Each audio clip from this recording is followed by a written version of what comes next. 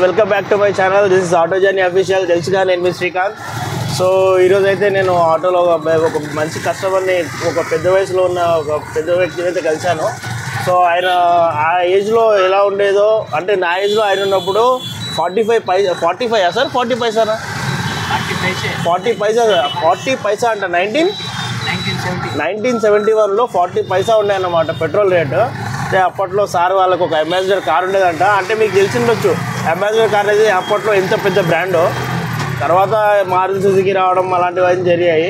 So sir మాటలు విందాం, ఆయన వయసులో ఏమేమి అనుభూతి చెందారో. సార్ చెప్పండి sir. Car number APV 6786. Okay.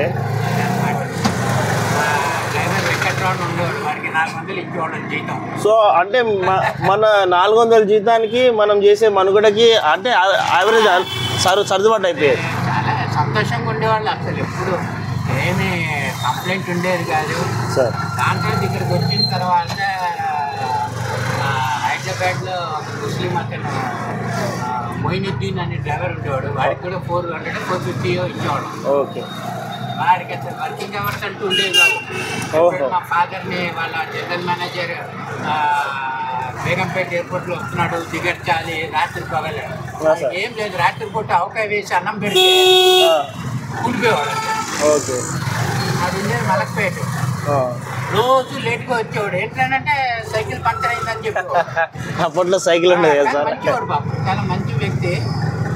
ఏది ఇచ్చినా సంతోషం. వాడికి ఏం లేదు, ఓవర్ టైం ఎప్పుడు ఆ కాలంలో ఓవర్ టైం ఉండేది కాదు. అవునవును.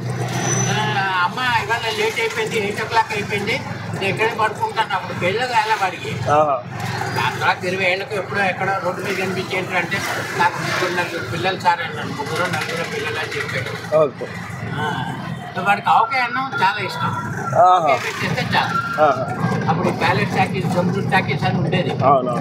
అందులో ముస్లిం మా ఫాదర్ ఆఫీస్ అక్కడే ఉండేది. ప్యాలెస్ టాకీస్ అంటే నిజంగా ప్యాలెస్ లాగా ఉండేది. సర్కిల్ ఎక్కువ ఉండేది. అందులో సినిమాలు వచ్చాయి. మీరు మూవీస్ బాగా చూస్తారా సార్? మూవీస్ చూస్తారా?